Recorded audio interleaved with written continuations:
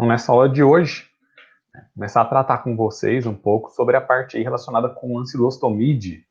Nesse parasita aí, um dos mais comuns que a gente ouve falar aí seria esse ancilostoma duodenale, que tem nessa imagenzinha aí, ó, nesse meme que eu compartilhei nessa tela inicial. E ele vai estar muito relacionado com uma doença que é conhecida, por exemplo, como amarelão. Né? Por quê?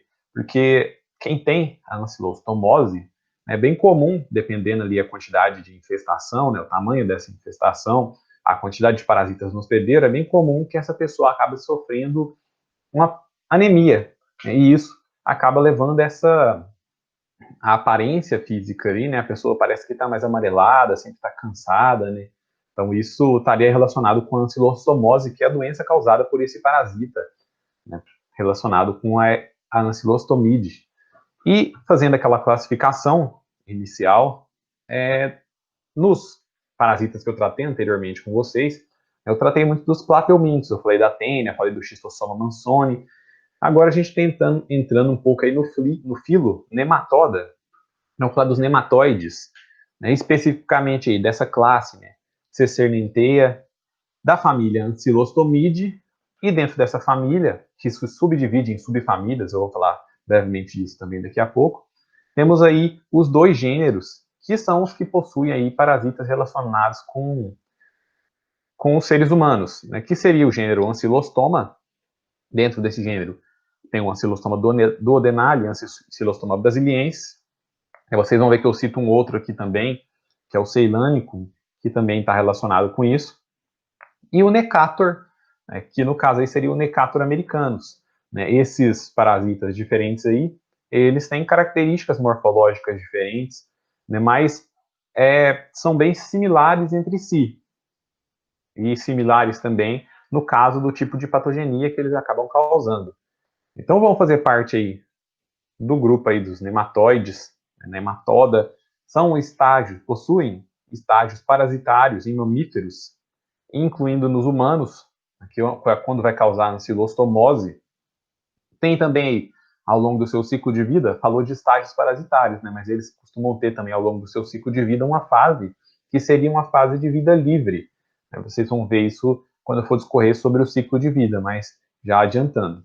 E dentre as mais de 100 espécies dentro da ancilostomide, tem 3 aí que são agentes etiológicos de ancilostomoses humanas, que é o ancilostoma duodenale, o Necator americanus e o ancilostoma ceilanicum, certo? Então esses 3 são os mais relacionados com os seres humanos e, como eu já disse, eles vão ter diferenças ali na sua morfologia, por exemplo, né, e diferenças também nos locais onde eles são predominantes. Né? Alguns são mais comuns em áreas mais temperadas, outros em áreas mais tropicais, então isso vai variar também.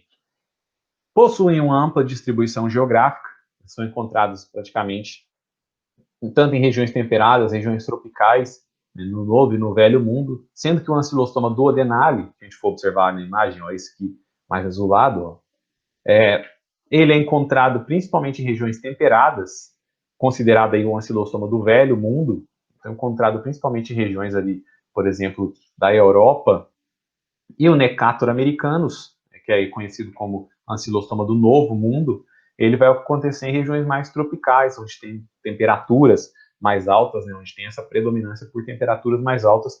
A gente vê uma imagenzinha dele aqui. Então, são, né, espécimes que têm características, conseguem sobreviver, né, em ambientes diferentes. Então, aí, mais uma vez, né, mostrando a importância do ambiente, né, que é um dos pontos daquela tríade da epidemiologia que eu já tratei com vocês. Né? O ambiente seria algo que vai favorecer ou não a existência de determinadas parasitoses, de determinadas doenças parasitárias. E eles podem ocorrer, a sua ocorrência, quer dizer, pode coexistir, então pode ter no mesmo local um ancilostoma e também um necator, mas, no geral, uma delas acaba se sobressaindo. Então, vamos supor que num ambiente aí que seja mais tropical, o ancilostoma duodenale, mesmo com a presença do Necator americanus, ele conseguiria se sobressair e infectar mais hospedeiros, ter a sua população em quantidade maior do que o Necator americanus. Então, isso também é, né, algo importante.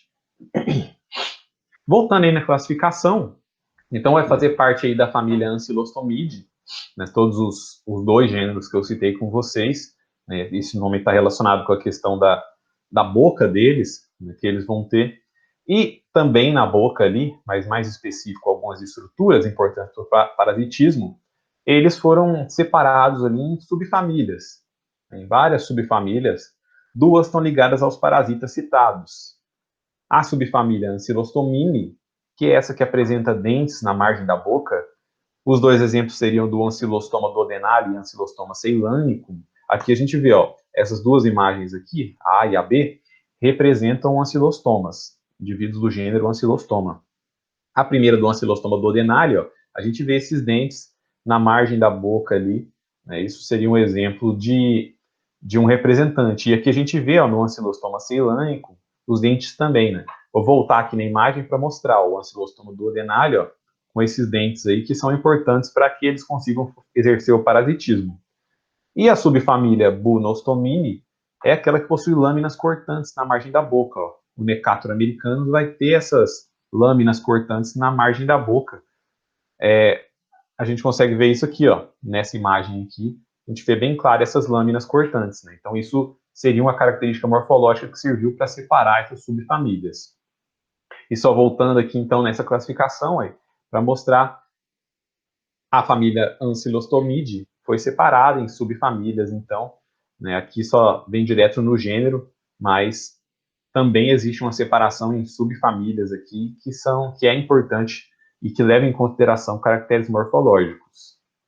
Falando um pouco aí da morfologia mais geral. Então, o Ancylostoma duodenale, então vão ser adultos cilindriformes que têm a região anterior mais curvada dorsalmente, possuem os pares de dentes ventrais internamente na boca e um par de lancetas ou então dentes triangulares subventrais no fundo da cápsula bucal. Né? O que é isso? Ó? Voltando aqui na imagem, ó, seriam esses dentezinhos aqui, ó. A gente vê aqui embaixo, ó. Então, eles vão ter essa estrutura também. A cor deles é mais rosa ou avermelhada quando fresco, né, quando vivo, e existe um dimorfismo sexual, ou seja, o macho ele se diferencia da fêmea, ele vai ter características morfológicas diferentes da fêmea. Por exemplo, o macho aí tem geralmente um tamanho menor, de 8 a 11 milímetros de comprimento, enquanto a fêmea vai ter de 10 a 18 milímetros de comprimento.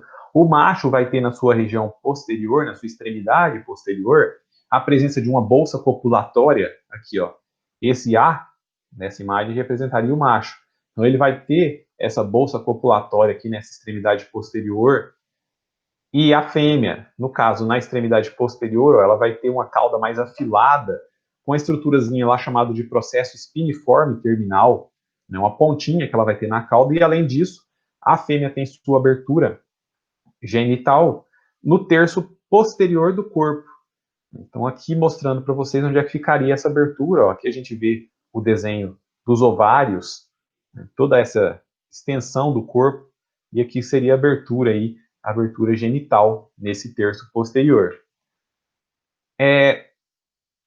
O Necator americano, ele vai ser bem semelhante, por exemplo, na questão de ser cilíndrico quando adulto e de ter uma extremidade cefálica mais curvada dorsalmente. A diferença está, por exemplo, aí que eles têm a cápsula bucal profunda com duas lâminas cortantes, que seria aquele exemplo que eu mostrei para vocês anteriormente, nessas lâminas semilunares, né, tá invertido aqui, semilunares, né, meia lua ali, na margem interna da boca, e duas outras lâminas cortantes na margem interna subdorsal e no fundo da cápsula bucal. Então isso seria uma diferença bem clara entre as duas espécies, né, entre o Ancylostoma e o Necator. E também, né, existem um pouco de diferenças ali entre o macho e a fêmea, mas seguindo o mesmo padrão anterior. Né? O macho vai ter o seu tamanho menor do que o da fêmea, geralmente. O macho vai ter a bolsa copulatória, né, bem desenvolvida ali, enquanto a fêmea vai ter o processo espiniforme no final, né, na porção final do seu corpo, e no terço anterior vai ter aquela abertura genital que eu tratei com vocês. Com relação aos ovos, né, eles são meio que indistinguíveis. Você não consegue distinguir ovo de Ancylostoma duodenale de Necator americanus. Né, eles são bem semelhantes, têm essa estrutura oval. não apresenta características de segmentação ou de clivagem nessas formação aí de mais de um, essa separação, né? Então, essas imagens aqui representariam esses ovos aí de Ancylostoma duodenale ou de Necator americanos. Né? Não é possível fazer essa diferenciação tão clara. E aqui mostrando, né, alguns desenhos que representam aí essas porções posteriores de Ancylostoma e de Necator. Né? Esse D aqui, por exemplo, ó, representaria a extremidade posterior da fêmea, de Ancylostoma duodenale. E a gente vê o processo espiniforme, ó, que eu falei para vocês. Esse E já representa a extremidade posterior da fêmea de Necator. E a gente vê ela mais retinha, não tem essa pontinha aqui. E o F representa aí a extremidade posterior do macho de Necator americanos. Então ele tem a estrutura bem desenvolvida que estaria relacionada com aquela bolsa copulatória que eu já citei para vocês. Com relação ao ciclo biológico, então é um parasita, independente da espécie, de qual das espécies que eu citei, monoxeno, ou ele tem somente um hospedeiro, né, um hospedeiro definitivo ali, e ele vai ter duas fases bem definidas. Uma, que é de vida livre. Então, o que acontece? Quando tem a liberação dos ovos por meio das fezes do hospedeiro, esses ovos ali no ambiente, né, eles vão se alimentar de matéria orgânica inicialmente, vão passar por transformações até eles se transformarem na segunda, no segundo tipo ali, na segunda fase, até passar para essa segunda fase, que é quando ele necessita de um hospedeiro definitivo. E aí ele tem que ter a vida parasitária, ele tem que se adentrar num hospedeiro para que ele conclua o seu ciclo, certo? Então essa larva que era de vida livre vai passar por 3 transformações até ela se transformar nessa larva chamada de filarioide, que é a larva que precisa achar um parasita para que ela consiga penetrar nesse parasita ou ser ingerida e assim ela causar essa parasitose. E os estágios de vida livre das 3 espécies, elas têm características morfológicas diferentes, também vão ter comportamentos biológicos diferentes, né, em função, por exemplo, das condições climáticas envolvidas. Lembra lá que uma da espécie é mais provável de sobreviver em ambiente temperado, a outra em ambiente tropical. Então isso acaba influenciando. Então, seguindo o ciclo biológico, ó, o que acontece? Os ovos vão ser depositados ali pelas fêmeas no intestino delgado do hospedeiro, e aí ele vai ser eliminado para o exterior. Então, vai ter essa eliminação aí por meio das fezes que o hospedeiro vai acabar fazendo. No caso, esse hospedeiro único que existe. O ser humano, por exemplo, uma pessoa. Lá no meio exterior, esses ovos aí que precisam de um ambiente propício. Então, muitos desses ovos não conseguem sobreviver dependendo de altas condições de temperatura, né, uma umidade que também não seja adequado. Esses ovos eles vão passar por esse processo de embrionia, então a transformação lá dentro do ovo, né, todo um processo de divisão celular até formar a larva. E quando formar essa larva, né, vai ser essa larva L1, que é desse tipo rabiditoide, e vai acontecer essa eclosão. Então, essa larva do tipo rabiditoide inicial aí, ela será uma larva de vida livre. Ela não vai precisar de um hospedeiro ainda. Essa L1 vai se alimentar de matéria orgânica, de micro-organismos, vai sofrer uma transformação perdendo a cutícula externa e ganhar uma nova, e vai se transformar na larva de segundo estágio, a L2, que também é do tipo rabiditoide. Se a gente for observar na imagem, seria essa aí, a larva rabiditoide, que ainda não é a infectante. E aí, a CL2, também de vida livre, vai passar por transformações, vai se alimentar de matéria orgânica e vai se transformar na larva de estágio 3, a L3, que é do tipo filarioide, que é a larva realmente infectante para o hospedeiro. Seria essa daqui, ó, a F, essa larva aí infectante. Então, a única fase agora que a larva vai ser realmente infectante seria essa L3, essa larva filarioide, que vai poder penetrar ativamente pela pele, ou então ser ingerido ali, né, via oral, por exemplo, em alimentos, água contaminadas. Quando é uma penetração ativa, quando a infecção é ativa, então tem essa entrada dessa larva filarioide pela pele, a L3, quando entra em contato com o hospedeiro, começa essa penetração. Depois que ela entra, ela vai para a circulação sanguínea, então linfática, para chegar ao coração e depois chegar até os pulmões. Lá nos pulmões, né, quer dizer, durante essa migração, ela vai sofrer alguma mudança e vai se transformar numa L4. Quando elas atingem os alvéolos e migram para os brônquios até chegarem na traqueia, né, na faringe, na laringe, elas serão ingeridas e alcançarão ali o intestino delgado, onde elas vão fixar ali a mucosa, na mucosa do duodeno, né, nesse intestino delgado. Após alguns dias vão se transformar nesse L5 e depois vão virar adultas e vão ser capazes ali de iniciar a cópula, né? E os adultos, exercendo o hematofagismo, eles vão se alimentar do sangue da pessoa que está ali, se alimentar principalmente do ferro, do oxigênio, eles vão se alimentar desse sangue e vão começar a cópula e em seguida começar a produzir ovos. Então isso seria essa infecção ativa quando penetra pela pele. Quando tem infecção passiva, o que acontece? Uma pessoa faz a ingestão da larva L3 filarioide por via oral. Essa L3 vai perder a cutícula externa lá no estômago, depois de alguns dias de infecção, e vai migrar para o intestino delgado. Lá no intestino delgado, no duodeno, a larva vai penetrar nas células, no caso do intestino delgado. Lá dentro das células, elas vão sofrer, após alguns dias, a mudança para L4. Depois, elas vão voltar para a luz do intestino, se fixar na mucosa do intestino e começar a se alimentar e depois de algum dia se transformar na larva 5, na L5, nesses adultos, iniciando aí a cópula e iniciando a postura. Isso seria essa infecção passiva, as diferenças que vão acontecer.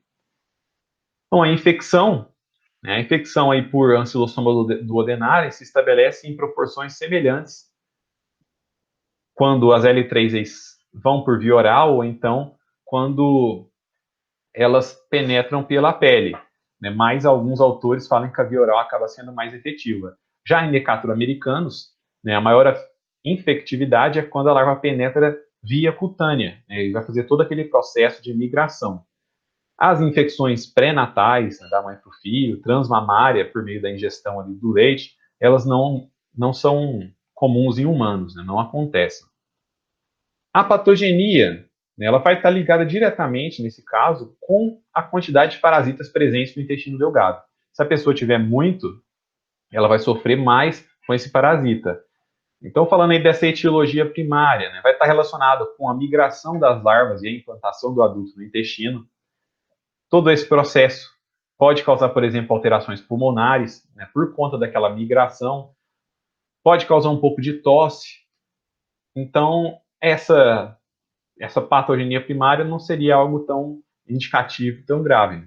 Já a etiologia secundária, ela já estaria relacionada com o parasita lá no intestino delgado, causando fenômenos ali fisiológicos, bioquímicos, hematológicos, estão causando dor, dores intestinais, diminuição de apetite, indigestão, cólica, náuseas, vômitos e assim por diante. Então isso seria uma etiologia secundária, mas como eu disse, dependendo das quantidades desse parasita ali no intestino, pode ser que a pessoa sinta mais ou menos sintomas relacionados com esse parasita. A epidemiologia, então, dentre algumas informações conhecidas, está, por exemplo, ali que ocorre principalmente em crianças com mais de 6 anos, adolescentes, indivíduos mais velhos, e na natureza, os ovos, eles precisam de condições ali de umidade inferior a 90%, e são muito suscetíveis aos raios ultravioletas. Eles são letais ali para a embrionia. Então, o ovo não consegue passar por aquelas etapas. Lembra que ele precisa passar disso, passar pelaquela fase de vida livre até ele se transformar na larva filarioide. E solos arenosos vão favorecer o desenvolvimento, provavelmente porque eles conseguem se adentrar no solo e evitar esses raios ultravioletas. Então, a temperatura vai ser um limitante para todo esse desenvolvimento. Quais seriam as formas de profilaxia? Então, a engenharia sanitária, o saneamento básico e a educação sanitária, porque lembra que os ovos vão ser liberados por meio das fezes. Então, esse controle do saneamento básico evitaria com que as pessoas entrassem em contato com água contaminada, alimentos contaminados, ou então, como esse parasita penetra pela pele, com um solo contaminado. A suplementação alimentar de ferro e proteínas também, né, já que o parasita se alimenta do ferro, né, no nosso sangue, e o uso de antihelmíntico seria também uma forma de combater, né, esse parasita. Falando de outro parasita, o Enterobius vermicularis, esse parasita que talvez vocês já ouviram falar como o Oxyurus, estaria relacionado, tem esse nome em virtude de uma outra classificação anterior, né? O Enterobius vermicularis seria esse. Então vai fazer parte dessa família Oxyuridae, né? Várias espécies vão ser de interesse veterinário e uma tem interesse humano, né? Por ocorrer no ser humano. Aqui a gente tem uma característica bem distintiva desse parasita, ó, que seriam essas estruturas aqui, ó, essas asas cefálicas na região anterior deles. O macho e a fêmea vão viver na região ali do seco e do apêndice. Então, lembra lá que isso aqui seria o início do intestino grosso. Lá no intestino grosso você vai ter essa região do seco e do apêndice. E as fêmeas, repletas de ovos, elas são encontradas muitas vezes na região perianal, onde elas fazem essa ovoposição. E, em virtude aí de uma denominação anterior, ele era chamado aí de Oxyuris vermicularis, era um gênero, ela é muito conhecida por Oxyurus, né? Mas um gênero novo é o gênero Enterobius. Houve uma mudança de gênero aí para esse parasita. Falando um pouco da classificação deles, está dentro do filo Nematoda, né, da classe Cercinenteia, da família Oxyuridae, do gênero Enterobius, né, e a gente vai ter lá a espécie Enterobius vermicularis. Então essa seria a classificação, mais uma vez, né, falando aí de um nematóide, que vai estar relacionado com um parasita no ser humano. O Enterobius vermicularis tem uma distribuição geográfica mundial, com uma incidência maior em regiões de clima temperado, então locais ali mais frios, mais amenos, vão ser mais propensos a ter esse parasita e atingindo principalmente a faixa etária de 5 a 15 anos, né, mas é encontrado em adultos também. Né? E estudos têm indicado ali a presença desse parasita há milhares de anos, né, nos coprólitos, que seriam essas fezes petrificadas. Então mostra que é uma relação de parasitismo ali presente há muito e muito tempo. No Brasil, né, falando um pouco da epidemiologia, a gente percebe que as regiões mais litorâneas seriam regiões que têm uma maior prevalência desse parasita, né, uma alta prevalência deles. A região do sul aqui é o local onde tem menos prevalência, né, enquanto as outras partes do Brasil, né, centro-oeste ali, norte, seriam regiões que têm uma média prevalência. Então a gente vê que ele é mais encontrado nessas regiões mais litorâneas, até o meio ali, por exemplo, estado de Minas Gerais e assim por diante. Um pouco sobre a morfologia. Então vamos apresentar um dimorfismo sexual. O macho é diferente da fêmea, mas alguns caracteres são comuns aos dois. Por exemplo, terem a coloração mais branca, né, serem filiformes, então esse formato aí mais fininho, né, fazendo as pontas, formato filiforme, anteriormente ter a presença dessas asas cefálicas. Então na frente, na parte anterior, a gente vê essas asas cefálicas, ó, aqui a gente consegue ver só um do lado de cá, que seriam essas expansões que vão existir. Isso é comum do macho e da fêmea. Mas qual a diferença? Por exemplo, a fêmea ela costuma ser bem maior que o macho. A fêmea pode ter ali cerca de 1 centímetro a 0,4 milímetros de diâmetro, enquanto o macho tem 5 milímetros de comprimento e 0,2 de diâmetro. Então a fêmea costuma ser maior. A fêmea vai ter uma cauda mais pontiaguda e mais longa. A gente consegue ver aqui a cauda pontiaguda e longa da fêmea. E a vulva vai estar na porção média anterior, seguido ali por uma vagina que se comunica com 2 úteros. E o macho, né, ele vai ter a cauda recurvada, ó, no sentido ventral, com a estrutura aqui na ponta que é chamada de espículo. Né? Isso seria um exemplo de um macho e de uma fêmea. Né? Existe, então, um dimorfismo sexual. Já os ovos, que a gente consegue ver mais aproximado, um ovo e aqui uma grande quantidade de ovos, vão ter cerca de 50 micrômetros de comprimento e 20 micrômetros de largura.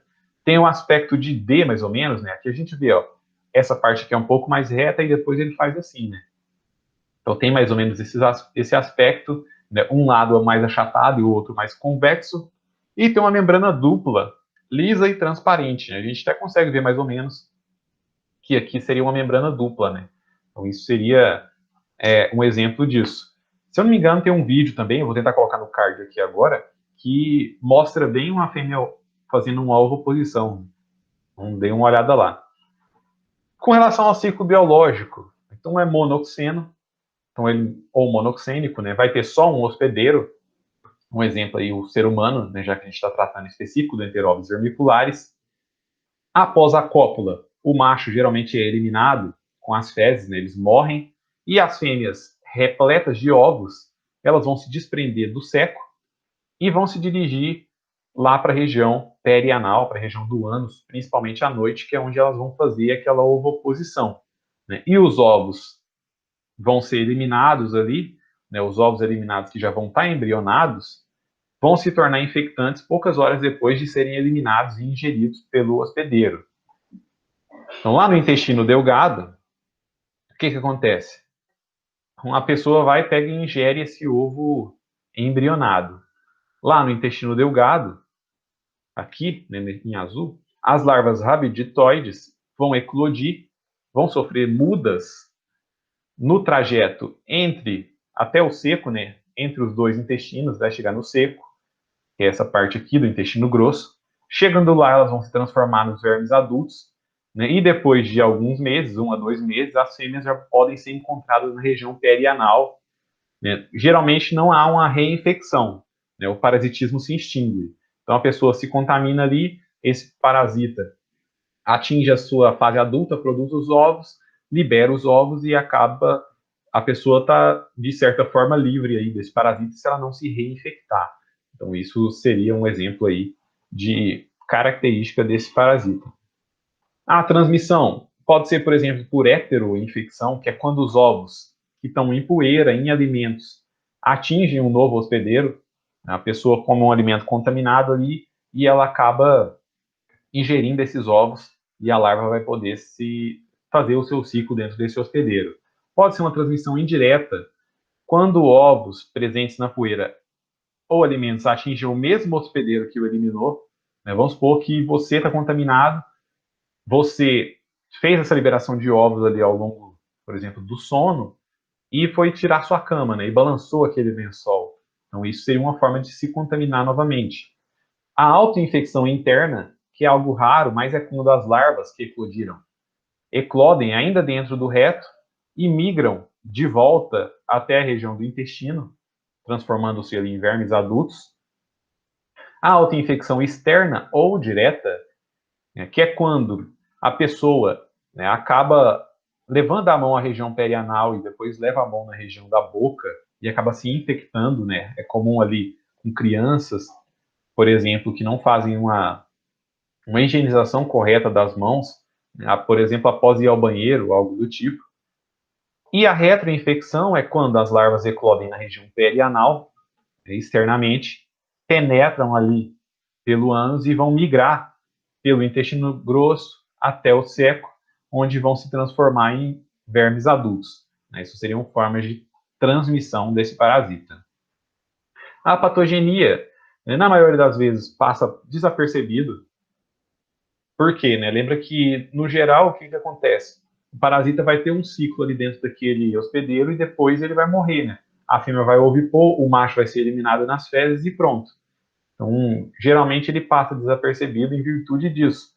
Só nota, o hospedeiro geralmente nota quando ele sente algum prurido, né, alguma coceira, à noite principalmente, na região anal, ou então quando ele vê o verme ali nas fezes, né, o verme adulto e a fêmea vão ser eliminados quando eles morrem. Em infecção maiores, quando a pessoa ingere muitos ovos de uma vez, pode provocar alguma enterite catarral ali, em virtude de ação mecânica. E o seco também pode ficar inflamado, algumas vezes inflamar o apêndice também. Talvez alguns apendicites podem até ocorrer em virtude de uma infecção relacionada com esse parasita. O diagnóstico clínico já é mais difícil, né, sendo que a questão do prurido anal noturno é algo que pode levar a uma suspeita que seja uma enterobiose, que seja esse Oxyurus, mas geralmente o laboratorial, né, é necessário para que tenha essa verificação, né? O exame de fezes não funciona, sendo um dos métodos, esse que é chamado de método de Graham, ou de fita adesiva, que faz o seguinte, né? Pega ali um tubo, coloca um tipo de fita ao redor dele e faz uma coleta ali, né, na região perianal, e depois faz a observação no microscópio para ver se consegue encontrar ovos, né, já que a fêmea faz essa ovoposição. Né, isso seria um dos métodos utilizados. Formas de evitar, né, profilaxia. Então, evitar, né, sacudir roupas de cama, roupas utilizadas para dormir, né, em virtude dessa ovoposição noturna dos ovos. Então, tentar ferver também essas roupas, tratar as pessoas parasitadas ali na mesma família, cortar rente as unhas, né, a aplicação de pomadas, os banhos, né, isso são formas de profilaxia para evitar esse parasita. Então, nessa aula de hoje, eu tratei com vocês desses dois parasitas aí, a ancilostomíase, duas doenças, né, duas patogenias, a ancilostomíase e o Oxyurus, né, que também, né, são bem comuns a gente ouvir falar, e cada um aí tendo a sua peculiaridade. Eu espero que tenha ficado claro. Qualquer dúvida, mande mensagem na sala de interação e bons estudos.